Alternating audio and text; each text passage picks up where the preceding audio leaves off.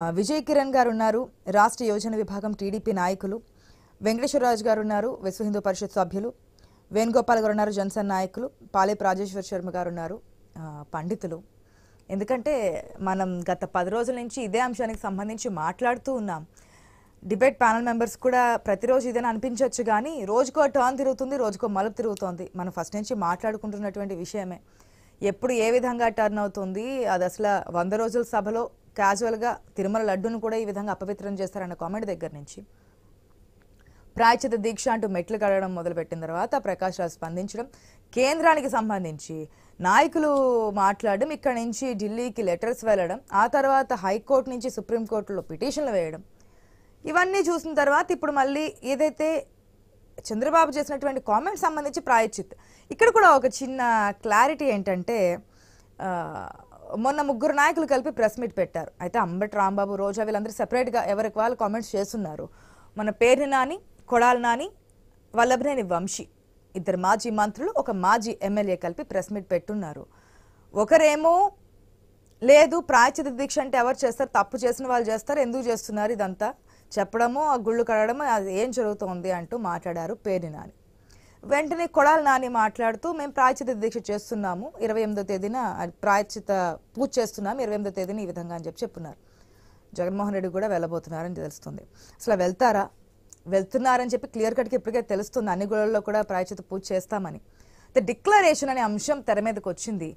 మరి వైసీపీ నేతల డిక్లరేషన్ సంబంధించి ఏం క్లారిటీ ఇస్తారు చూద్దాం. రమేష్ గారు, గుడ్ మార్నింగ్ అండి. గుడ్ మార్నింగ్ ఆశా గారు, ప్యానల్లో ఉన్న సభ్యులందరికీ, ఐ న్యూస్ ప్రేక్షకులందరికీ కూడా వెరీ గుడ్ మార్నింగ్ అండి.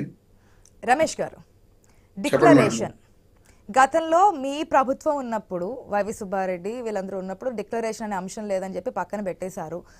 కానీ ఇది ఎప్పటి నుంచో ఉంది. సోనియా గాంధీ వచ్చినప్పుడు డిక్లరేషన్లో రాశారు, అబ్దుల్ కలాం వచ్చినప్పుడు రాశారు. ఎవరైనా సరే అన్య మతస్థులకు సంబంధించినటువంటి వారు వస్తే ఆ డిక్లరేషన్ మీద మాకు ఆ తిరుమల తిరుపతి వెంకన్న మీద నమ్మకం ఉంది అని చెప్పి డిక్లరేషన్ రాసి వెళ్ళాలనేది. ఇప్పుడు జగన్మోహన్ రెడ్డి కూడా అలిపిరి దగ్గర, అంటే అలిపిరి ఇంకా స్టార్ట్ కాక ముందే గరుడ విగ్రహం దగ్గరే డిక్లరేషన్ రాసిన తర్వాతే ఆయన కాలినడక స్టార్ట్ చేయాలనేది నడుస్తూ ఉంది. ఏమంటారు, చేయబోతున్నారా జగన్మోహన్ రెడ్డి? ఇప్పుడు డిక్లరేషన్ ఇప్పటి వరకు లడ్డు వివాదం అయిపోయిందండి. ఇప్పుడు డిక్లరేషన్ విషయం మీద మరో కొత్త వివాదాన్ని సృష్టించడానికి తెలుగుదేశం, జనసేన, బీజేపీ నాయకులు ప్రయత్నం చేస్తున్నారు. గతంలో ఇంతకుముందే ఎల్వి సుబ్రహ్మణ్యం గారి టైంలో 2009లో ఈయన జగన్మోహన్ రెడ్డి గారు ఎంపీగా ఎలక్ట్ అయిన తర్వాత అదే తిరుమల తిరుపతి వెళ్ళినప్పుడు అక్కడ డిక్లరేషన్ ఇవ్వడం జరిగింది. ఒకసారి ఇచ్చిన తర్వాత డిక్లరేషన్ మళ్ళీ ఇవ్వనవసరం లేదు అనే ఉద్దేశంతో జగన్మోహన్ రెడ్డి గారు ఆ రోజున, ఆ తర్వాత 2012లో వెళ్ళినప్పుడు కూడా ఇవ్వలేదు అనే ఉద్దేశంతో ఎల్వి సుబ్రహ్మణ్యం గారు, అప్పటి తిరుమల తిరుపతి దేవస్థానం ఈవోగా ఉన్న ఎల్వి సుబ్రహ్మణ్యం గారు చెప్పడం జరిగింది. మరి ఒకసారి డిక్లరేషన్ ఇచ్చిన తర్వాత వెళ్ళిన ప్రతిసారి డిక్లరేషన్ ఇవ్వాలా అక్కర్లేదా అనేది క్లారిటీ ఇవ్వాల్సిన బాధ్యత తిరుమల తిరుపతి దేవస్థానం మీద ఉంది. అలాగే జగన్మోహన్ రెడ్డి గారి తండ్రి గారు రాజశేఖర రెడ్డి గారు 5 ఏళ్లు ఉమ్మడి ఆంధ్రప్రదేశ్కు ముఖ్యమంత్రిగా పనిచేస్తున్నారు. ఆ రోజున కూడా రాజశేఖర రెడ్డి గారు తిరుమల తిరుపతి దేవస్థానంకి వెళ్ళినప్పుడు అప్పుడు కూడా నా కుటుంబం మొత్తం అదే వెంకటేశ్వర స్వామి మీద ఫెయిత్ ఉంచుతామని చెప్పి డిక్లరేషన్ ఇచ్చినట్లుగా మనకి సమాచారం ఉంది. ఆ రోజున మరి రాజశేఖర రెడ్డి గారు కానీ, ఆ తర్వాత జగన్మోహన్ రెడ్డి గారు కానీ డిక్లరేషన్స్ ఇచ్చి ఉండగా మళ్ళీ డిక్లరేషన్ కావాలి అని చెప్పి చెప్పడం అనేది రాజకీయం కోసం వీళ్ళు చేస్తున్న పనిగా కనిపిస్తుంది తప్ప, ఇది ఎంతవరకు కూడా జగన్మోహన్ రెడ్డి గారిని టార్గెట్ చేసి ఆయన మీద రాజకీయం చేయాలనే. ఒకసారి ఇచ్చిన తర్వాత ఈసారి ఇవ్వడానికి కూడా సిద్ధంగానే ఉన్నారా? ఒకవేళ ఆ తిరుమల వెంకన్న దర్శనం చేసుకోవాలి అంటే మీరు డిక్లరేషన్ ఇచ్చి, అంటే అప్పుడు ఉన్నటువంటి ప్రజానికానికి ఇవన్నీ తెలియకపోవచ్చు, ఇప్పుడు అన్ని బయటకు వస్తున్నాయి కదా. సో డిక్లరేషన్ చేసే వెళ్ళండి, మాకు ఆ వెంకన్న మీద కూడా నమ్మకం ఉంది అనే ఒక విధానం తీసుకోండి. ప్రభుత్వం ఎన్డీఏ కూటమి చేతుల్లోనే ఉంది. అసలు అప్పుడు డిక్లరేషన్ ఉందా లేదా అనేది వీళ్ళు క్లారిఫై చేయడానికి ఎంతసేపు అండి? ఎందుకు చేయరు వీళ్ళు ఆ విషయాన్ని? ఇప్పుడు 2009లో నేను ఇచ్చానని చెప్పి క్లియర్ గా ఆ రోజునే జగన్మోహన్ రెడ్డి గారు అప్పుడు అడిగినప్పుడు చెప్పినట్లుగా మనకు సమాచారం ఉంది. అది క్లియర్ గా ఇచ్చారా లేదా అనేది ఇప్పుడు ఉన్న ఈఓ గారు కానీ, లేకపోతే ఈ రాష్ట్ర ప్రభుత్వం కానీ ఆ రోజున జగన్మోహన్ రెడ్డి గారు డిక్లరేషన్ ఇచ్చారు, లేదు ఆ రోజున జగన్మోహన్ రెడ్డి గారు డిక్లరేషన్ ఇవ్వలేదు అని చెప్పి చెప్పడానికి వీళ్ళు వచ్చిన ఇబ్బంది ఏంటంటే, క్లియర్ గా వీళ్ళు చెప్పాల్సిన బాధ్యత ఉంది కదా. ఇప్పుడు నిజంగా జగన్మోహన్ రెడ్డి గారు ఆ రోజు డిక్లరేషన్ ఇవ్వలేదు అని అంటే నేను మీకు గతంలో కూడా చెప్పడం జరిగింది. జగన్మోహన్ రెడ్డి గారు తిరుపతి వెళ్తారా అది ఇది అని అడిగితే ఖచ్చితంగా వెళ్తారు మేడం గారు, ఎందుకు వెళ్తారు అని చెప్పి నేను ఇదే ఇష్యూలో చెప్పడం ఏ జరిగింది. సందర్భాల్లో? కేవలం పూజలు ఉన్నప్పుడు కానీ, పట్టు వస్త్రాలు సమర్పించినప్పుడు కానీ. లాస్ట్ ఇయర్ అయితే అది కూడా లేదు, కేవలం ఒక సెటప్ వేసి బయట ఆ సెట్టింగ్ లో ఇచ్చినటువంటి సిచ్యువేషన్ సతీ సమేతంగా వెళ్ళి ఆ ఇష్యూ కూడా పెద్ద రాద్ధాంతం అయింది కదా. ఆ తీర్థం తీసుకున్నటువంటి సిచ్యువేషన్ కానీ, ఆ ప్రసాదాన్ని టిష్యూలో పెట్టి పక్కన పెట్టడం కానీ. నేను అనేది లడ్డు వివాదం వచ్చిన తర్వాత ఈ విషయం నేను చెప్పడం జరిగింది. ఇప్పుడు తిరుమల వెళ్ళే ఇదే ఉందా, వెళ్తారా జగన్మోహన్ రెడ్డి గారు అని చెప్పి మీరు అడిగితే ఖచ్చితంగా వెళ్తారు మేడం గారు, ఎందుకు వెళ్ళరు, ఇప్పుడు ఆయనకి ఏం వెళ్ళకూడదనే ఉద్దేశం ఉండదు కదా అని చెప్పి నేను చెప్పడం జరిగింది మీకు. అలాగే ఈ రోజున జగన్మోహన్ రెడ్డి గారు తిరుమల వెళ్తున్నారు. అలాగా ఇప్పుడు ఏది జరగాలో ఆ దేవుడు ఆయన నిర్ణయం తీసుకుంటాడు. కాలినడకన వెళ్ళిన సందర్భాలు అయితే కనిపించలేదు.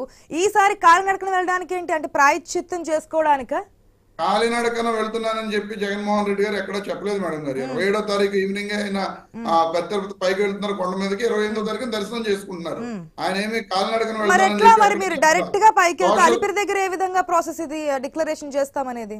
అలిపిరి దగ్గర డిక్లరేషన్ ఇవ్వాలి అనేది ఎక్కడా లేదు. వైకుంఠం క్యూ కాంప్లెక్స్ లోనే డిక్లరేషన్ ఇవ్వాలి అనేది టిటిడి యొక్క నిబంధన. అలిపిరిలో డిక్లరేషన్ ఇవ్వాలనేది ఎక్కడా లేదు మేడం గారు.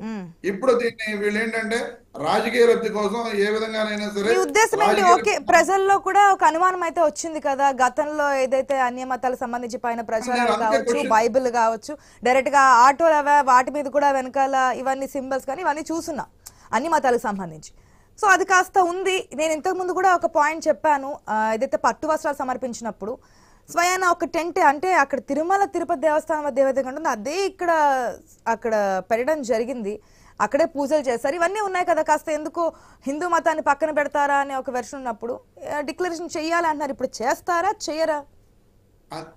అదే నేను మీకు చెప్తున్నాను మేడం గారు. ఒకసారి చేశారు కాబట్టి ఇప్పుడైతే చేసే అవకాశం లేదు అంటారు. చేయక్కర్లా, క్లియర్ గా జగన్మోహన్ రెడ్డి గారు 2009లో ఎంపీ అయిన తర్వాత తిరుమల తిరుపతి దేవస్థానం వెళ్ళినప్పుడు ఆ రోజు డిక్లరేషన్ చేశారు. అదే విషయంలో 2012లో మళ్ళీ వెళ్ళినప్పుడు ఇదే ఇష్యూ వస్తే ఎల్వి సుబ్రహ్మణ్యం గారు క్లియర్ గా జగన్మోహన్ రెడ్డి గారు నేను 2009లో చేశాను కదా, మళ్ళీ నేను చేయవలసిన అవసరం ఏముందని చెప్పి చెప్పడం జరిగిందని చెప్పి అక్కడ అధికారులు చెప్పినట్లుగా ఎల్వి సుబ్రహ్మణ్యం గారు ఆ రోజున సమాధానం చెప్పడం జరిగింది. ఇప్పుడు నేను క్లారిటీగా అడుగుతున్నాను గవర్నమెంట్ ని. ఇప్పుడు గవర్నమెంట్ తరఫున జనసేన వాళ్ళు కానీ మన టీడీపీ కానీ ప్రతినిధులు ఇద్దరు ఉన్నారు, బీజేపీ వాళ్ళు ఉన్నారు, ముగ్గురు ఉన్నారు. ఆ ముగ్గురు క్లారిటీ ఏముంది? ఇప్పుడు 2009లో జగన్మోహన్ రెడ్డి గారు డిక్లరేషన్ ఇచ్చారా ఇవ్వలేదా? అలాగే ఒకసారి డిక్లరేషన్ ఇచ్చిన వ్యక్తి ప్రతిసారి డిక్లరేషన్ ఇవ్వాలా అనేది క్లారిటీ చేయవలసిన బాధ్యత ఎవరి మీద ఉందండి? అడుగుదాం. ఇది కూడా క్లారిటీ రావాలి కదా. అంటే ఒకసారి చేస్తే సరిపోతుందా, లేదంటే ఏదైనా ఒక టైం పీరియడ్ అంటూ ఉంటుందా? ఒక నిమిషం రమేష్ గారు, మీరు చెప్పిన పాయింట్ కూడా కన్సిడర్ చేద్దాము. ప్యానెల్లో నిజంగానే కూటమికి సంబంధించినటువంటి లీడర్స్ కూడా మన ప్యానెల్ మెంబర్స్ ఉన్నారు కాబట్టి ఈ డిక్లరేషన్ సంబంధించి ఒకసారి చేసిన తర్వాత రెండోసారి చేయాల్సిన అవసరం ఉంటుందా? ఒకవేళ చేసిన టైం తర్వాత మళ్ళీ ఏదైనా వేరే మతాలకు సంబంధించి వాళ్ళు వెళ్తే కనుక మళ్ళీ డిక్లరేషన్ చేయాల్సిన అవసరం ఏదైనా ఉంటుందా? టైం పీరియడ్ ఏదైనా ఉంటుంది? ఇవన్నిటి గురించి కూడా క్లారిటీగా మాట్లాడదాం. షార్ట్ బ్రేక్ తర్వాత స్టే ట్యూన్డ్.